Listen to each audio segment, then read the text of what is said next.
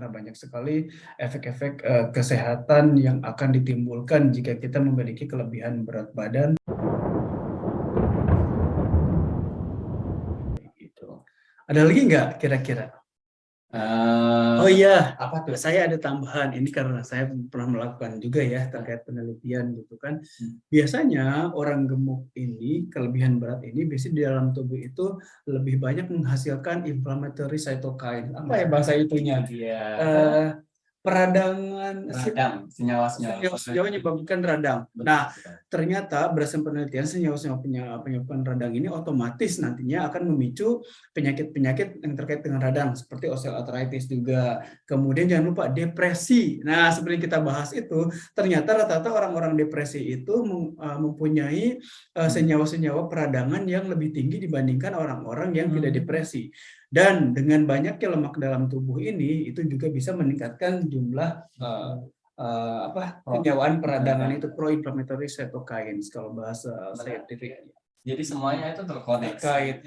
Jadi betul-betul obesitas dan kelebihan badan ini harus betul-betul diperhatikan, jadi concern semua orang ya. Betul sekali. Artinya kenapa? Kalau misalnya kita bisa menurunkan prevalensi obesitas, itu juga bisa menurunkan prevalensi terjadinya penyakit-penyakit lain di depan hari. Betul. Meningkatkan produktivitas juga ke depannya dan mengurangi yang sakit-sakit, kan akhirnya kembali ke ekonomi, jadi duit lebih banyak kayak gitu. Mau kan?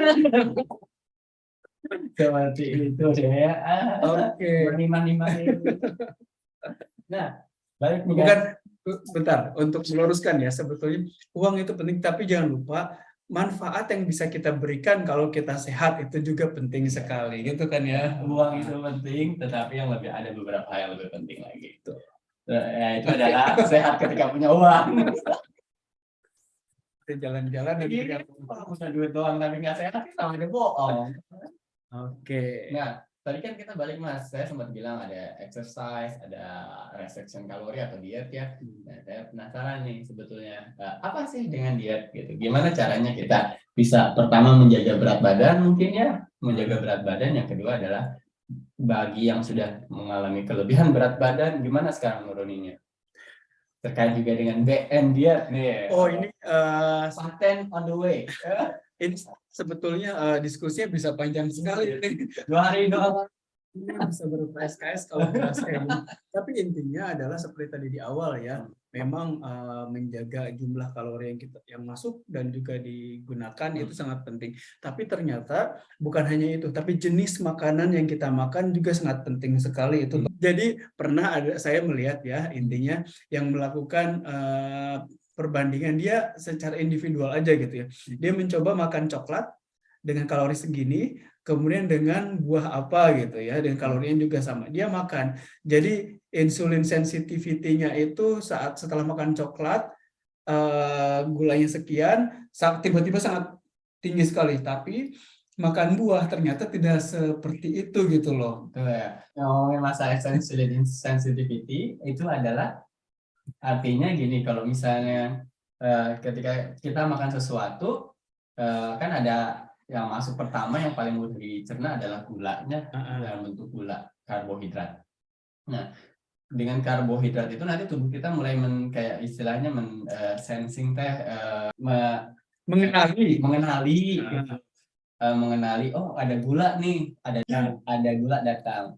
Nah, artinya tubuh itu harus menjaga agar gula dalam darah itu konstan. Jadi ketika ada gula tambahan masuk, gitu ya, tubuh mengeluarkan insulin agar nanti gula-gula yang baru masuk, karbohidrat yang baru masuk dalam bentuk gula ya bisa dimasukkan ke dalam sel dan diproses, langsung terserap gitu. Nah, artinya apa yang dimaksud dengan insulin sensitivity yang tadi Mas Boya bilang itu adalah ketika semakin dia sensitif, artinya makin bagus. Jadi ketika ada masuk karbohidrat, insulin naik, gulanya juga turun gitu. Nah, jadi kalau misal dibandingkan coklat ataupun dengan buah-buahan, yang lebih bagus itu ya buah-buahan, karena ketika masuk buah-buahan dengan kalori yang sama, itu gula darah itu tetap stabil. Terkait dengan jenis makanan apa, karena itu juga bisa kita lihat Mas, karena kan makanan sebetulnya bisa kita kategorikan menjadi 3 bagian besar ya, karbohidrat, protein, dan lemak. Nah, jadi bergantung dari 3 jenis komponen ini, makanan apa saja yang sebetulnya bisa yang lebih cepat untuk dicerna ataupun bagaimana dengan prosesnya. Nah, itu juga sangat panjang. Mungkin nanti kita bakalan bikin satu tambahan video untuk masalah diet sendiri ya. Tapi intinya yang untuk sekarang masalah obesitas dan kelebihan berat badan yang lebih praktis adalah bagaimana kita bisa restriksi makanan atau restriksi ya, diet, mengontrol dan juga bagaimana memilihnya makanannya. Jadi yang tidak terlalu tinggi lemak atau karbohidrat juga. Betul. Gini loh Zu, soalnya ada penelitian baru ya, sejak beberapa tahun lalu sih, bukan baru-baru. Jadi sekitar tahun 70-an itu lemak lah yang disalahkan karena menjadi obesitas kan dan overweight. Tapi penelitian 10 tahun belakangan ini ternyata karbohidrat yang menyebabkan ini. Jadi tapi masih ada masyarakat umum, masyarakat awam yang tetap masih menyalahkan lemak gitu loh. Gak makan lemak tapi makan nasi bakul. Nah itu dia, ternyata kan tahu nggak, saya pernah baca kan ada kan negara di Pasifik kalau nggak salah ya, jadi jumlah orang gemuk itu di sana tuh banyak sekali. Setelah diinterview ya salah satu alasannya ya karena mereka mengkonsumsi karbohidrat dalam bentuk nasi dalam jumlah banyak di negara tersebut. Ini negara terobes di dunia. Saya lupa nama negaranya. Iya, memang terkait itu juga, dan ada juga karena beberapa negara juga ada konsumsi lemak dan gula itu cukup tinggi, dan mereka punya diabetesnya itu lumayan tinggi juga di sana ya. Iya, betul. Nah, itu dia kita ngebicarain masalah diet. Nah, sekarang kan karena kita mau ngebicarainnya tentang sesuatu yang praktis, ya sekarang saya mau coba lagi nih, ini percobaan ketiga untuk ke Mas Boy biar dia bisa memberikan kita apa yang disebut dengan BN diet. Oh, ini sebetulnya saya tidak tahu ya. Memang mungkin saya cerita sejarahnya dulu ya. Iya, baiklah. Jadi sekitar beberapa tahun lalu saya mencoba untuk mengecek gula darah saya sendiri gitu. Ternyata setelah dicek saya mempunyai gula darah yang pre-diabetik. Terus saya pikir saya harus mengubah nih pola makan. Kenapa? Karena saya punya risiko yang cukup tinggi, orang tua saya ada yang diabetes gitu kan. Nah, saya harus berubah nih. Terus saya mikirnya untuk diet itu harus bisa tahan lama, kalau bisa whole life, dan kita tetap enjoy gitu loh. Kita masih tetap bisa menikmati makanan yang enak gitu kan ya. Saya buatlah sendiri. Waktu itu sih ya saya rajin sekali sampai dengan ngitungin berapa gram nasi yang dibutuhkan, berapa gram buah jeruk yang dibutuhkan, berapa gram ayam yang dibutuhkan untuk mencapai certain kalori gitu loh. Nah, kemudian tapi setelah lama melakukan itu saya jadi hafal, jadi nggak usah ngitung-ngitung. Oh, ternyata saya butuh ini dalam sehari. Dan biasanya saya itu yang cukup mengkontrol diri itu adalah saat makan pagi dan saat makan malam. Siang saya bebas, kenapa? Karena kadang kita di kantor suka diajak makan sama kolega. Nggak enak dong kalau kita membatasi diri, nggak mau ini saya bawa makan sendiri kan nggak enak juga kan. Jadi kalau makan siang saya biasanya bebas gitu kan, tetap bisa enjoy. Tapi kalau makan pagi biasanya saya makan buah, kemudian telur, terserah telurnya mau diapain, tapi biasanya saya direbus ya, menghindari digoreng juga karena nanti ujung-ujungnya ya itunya cukup tinggi. Misalkan digoreng juga minyaknya sedikit. Kemudian saya tambahkan madu, kemudian habatus sauda karena saya ini ya Muslim, ada hadis juga yang ini. Kemudian ditambahkan lagi olive oil, saya minum juga olive oil karena kan ada banyak penelitian yang menunjukkan bahwa Mediterranean diet itu sangat sehat, dan salah satu kuncinya adalah menambahkan olive oil di Mediterranean diet ini. Nah, itu kira-kira untuk sarapan. Kalau siang kan bebas ya. Tapi tentunya karena bebas, bisa selalu gitu. Nah, kalau untuk makan malam, kalau enggak, sebelum makan malam biasanya di tengah-tengah antara sarapan dan makan siang kalau lapar, saya biasanya nyiapin buah-buahan. Di antara makan siang dan makan malam juga biasanya nyiapin buah-buahan 1 atau 2 gitu. Biasanya jeruk, saya menghindari pisang karena pisang itu karbohidratnya cukup tinggi gitu kan. Dan terus kalau makan malam biasanya saya makan buah lagi. Tapi kadang kalau lapar banget ya, kayak itu juga lah ya. Indomie 3 sorry, nggak di endorse dari Indomie-nya. Nggak apa-apa, itu udah internasional. Oh gitu kok. ya. Tapi nggak 3 juga sih. Ya, ya kayak gitu. Kayak gitu Jadi intinya. restriksi ataupun Mengontrol makanan di pagi dan sore ya, Sore. malam makan. Dan malam sarapan dan malam buahnya itu saya menghindari pisang terus terang. Bukan hanya karena karbohidratnya ternyata karena pisang itu ternyata bisa mengganggu mukus dalam usus kita. Jadi kalau misalkan pas malam itu bisa sangat mengganggu. Jadi lebih baik makan buah jeruk atau apel atau lain lah. Tapi karena saya alergi apel, saya nggak makan apel Zul di sini. Apel di sini masuk Mas. Oh gitu. Iya. Nggak rugi ya alergi. Oke, sip. Betul. Nah, ngomongin tadi masalah kontrol makanannya. Jadi kemarin untuk ini juga saya sempat baca beberapa jurnal gitu. Memang dia disebutkan kapan kita makan itu juga berdampak dengan kalori yang dipakai.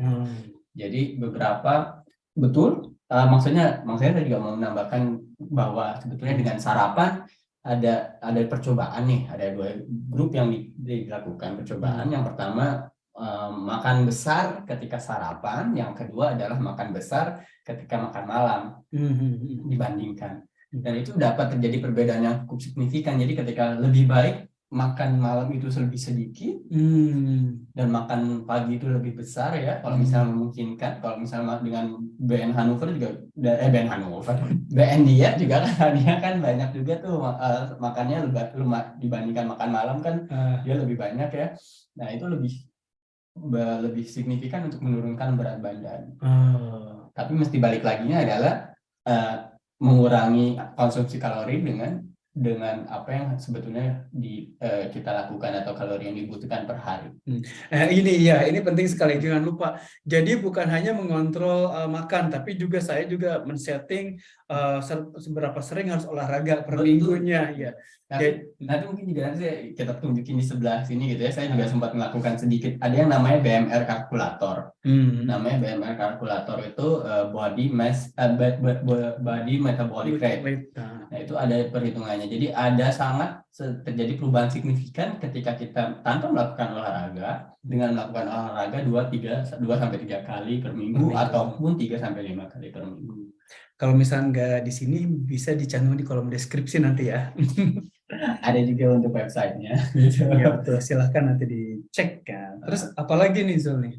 Tapi nanti mungkin di sesi selanjutnya kita akan membahas terkait olahraga yang direkomendasikan ya. Karena nanti kalau enggak kita nggak bakal beres-beres ya. Kita juga masih butuh makan malam. Betul sekali. Nah tadi masalah makan, restriksi dan lain-lain. Mungkin nanti kita juga harus membahas ini kali Zul, terkait dengan fasting kali ya. Dan karena kebanyakan orang kan di sana ya, saya sih tidak menyalahkan, silakan saja mereka bisa diet keto, diet Atkins atau diet apalah. Tapi kalau saya sendiri saya milih diet yang bisa berlangsung lama, saya juga masih enjoy. Sedangkan misalkan kalau diet keto ya, mungkin teman-teman sekarang kalau kita lagi jalan kemana kan akan susah kan nemuin makanan-makanan yang keto gitu kan. Memang dulu saya sempat berniat gitu kan setelah lihat artikel yang dikirim oleh teman, tapi nggak praktis kalau kita lagi berjalan kemana gitu. Itu dia. Mungkin nanti kita bisa membahas ini. Bisa juga masalah diet kita bahas sendiri ya. Ada masalah diet apa aja yang ada dan terus apa yang kelebihan dan ininya. Saya juga mikirnya juga kayak gitu sih Mas. Sebetulnya saya kan lumayan banyak melakukan olahraga ya. Karena saya juga nggak suka diet atau tidak suka, karena saya suka makan gitu ya, sehari bisa 5 kali gitu, dan apa itu kecil dia tuh, dan apa itu bisa masuk gitunya.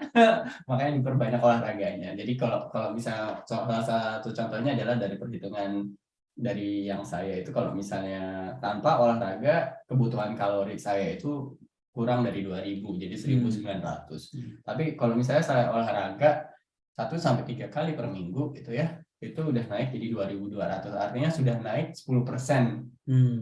Jadi dari situ aja udah bisa kelihatan. Jadi bisa kalau tanpa diet pun juga nggak masalah sebetulnya. Kalau misalnya berat badan stabil nih dengan makan seperti itu tanpa olahraga, mau ngurangin berat badan tanpa olahraga aja, maka tetap sama. Betul sekali. Kayak gitu.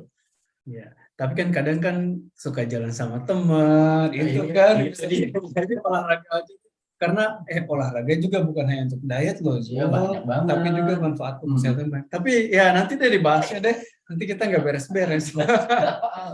Nah, terkait juga masalah ini, Mas, mungkin karena kita membahas tentang diet dan sebentar lagi ya, tambah 5 menit lagi ada kan, nah, masalah diet dan olahraga, tadi kan terkait juga dengan genetik, terkait genetik. Nggak semua genetik itu terkait dengan penyakit, tapi ada juga yang namanya dengan xenomorph, apa sih? Apa itu? Phenotype, tunggu. Aduh, namanya susah. Maklum saya kan Inggris ini. Inggris Jawa Kulon. Somatotype. Oke, I see. Apa itu? Somatotype itu istilahnya bentuk, kalau misalnya secara general sih sebetulnya disebut bentuk tubuh. Jadi ada yang disebut dengan endomorph, exomorph, sama mesomorph. Tapi kalau banyak yang bilang sebetulnya itu hoax. Tapi kalau menurut saya melihatnya bukan di dalam bentuk tubuhnya, tapi melihatnya adalah metabolic rate-nya. Oke, balik lagi ke, jadi paling awal yang harus dijelaskan apa itu mesomorph, exomorph, dan ectomorph. Jadi ada beberapa orang yang kayaknya kok kurus mulu ya. Dia makan banyak tapi tetap kurus gitu. Terus ada orang yang cuma ngelihat makanan aja bisa gemuk. Gitu. Lihat makanan nambah 5 kilo di situ kan. Ada yang makan orang 3 piring itu, bukan punya apa cacing usus lagi, tapi punya ini black hole di dalamnya kayaknya masuk hilang. Jadi itu mungkin juga terkait dengan ya, istilahnya genetik dengan somatotype ini. Jadi istilahnya ada beberapa orang yang memiliki metabolismenya cukup cepat. Jadi ketika dia masuk kalori itu langsung terbakar lagi. Kenapa seperti itu? Karena tadi kita kan membicarain masalah metabolic rate ya, atau kalori yang kita gunakan. 70-80% kalori yang kita gunakan itu sebetulnya adalah kalori yang dibutuhkan untuk menjaga fungsi dalam tubuh. Artinya menjaga sel-sel, menjaga denyut jantung, semuanya berfungsi itu 70-80% dari kalori yang dibutuhkan. Nah, dengan begitu kalau misalnya orang yang punya kecepatan metaboliknya rate, biasanya kalorinya juga akan semakin cepat gitu. Jadi dia nggak bisa ininya cepat. Ada juga yang kayak endomorph, istilahnya endomorph itu jadi metabolismenya itu pelan. Jadi ya udah masuk, jangankan belum nyampe ini nih, belum nyampe usus, belum nyampe lambung udah nambah berat badan gitu kan. Nah, itu juga kayak gitu. Jadi di situ kita mesti kenalin dulu kita tipenya itu seperti apa. Apakah kita exomorph, mesomorph? Kalau mesomorph ya mungkin yang paling ideal ya. Artinya dia gampang naik, gampang turun. Atau endomorph yang cepat sekali naik berat badannya. Nah, dari situlah kita bikin strategi gimana cara makan dan gimana cara berolahraga. Oke, I see. Tapi kira-kira mudah nggak sih untuk orang awam atau orang umum ini untuk mengkategorikan dirinya endomorph, mesomorph, ectomorph, atau ada alat khusus untuk ini? Untuk ini itunya lebih untuk orang awam. Untuk orang awam itu juga cukup mudah kok, Mas. Istilahnya kita kan kalau misalnya itu melihat ada beberapa orang bilang, aduh gue gampang banget naik berat badan gitu. Itu ya udah. Kemungkinannya arahnya adalah biasanya sih mereka double, artinya nggak terlalu sendiri, endomorph sendiri atau exomorph sendiri. Biasanya kombinasi. Tapi nggak mungkin yang dua-dua, jadi endomorph satu yang exomorph satu barengan gitu kan ya. Oke. Pengen saya. Biasanya kombinasinya antara dengan yang tengahnya yang mesomorph. Jadi endomorph, meso atau exomeso, atau keduanya gitu. Jadi kalau misalnya kayak saya, termasuk saya adalah exomorph. Anda untung sekali. Berarti kalau saya lebih ke arah endomorph seperti ini. Iya, jadi kalau misalnya gampang naik berat badan ke arah meso endomorph gitu, dan ngelihatnya nggak dalam bentuk tubuh, tapi itu yang paling mudah untuk kita cari gitu. Untuk kita lihat mengkategorikannya. Nah, apa bedanya yang harus diperhatikan dari situ? Jadi kalau misalnya endomorph ataupun exomorph gitu ya. Nah, kalau yang exomorph kayak saya gampang banget saya berat badan tuh susah naik. Dulu itu saya dengan tinggi saya, berat badan saya tuh 51. Kalau ada angin bisa terbang itu. Kan orang memang tadi saya gitu kan. My hips don't lie. Jadi Tapi semampai sekali ya.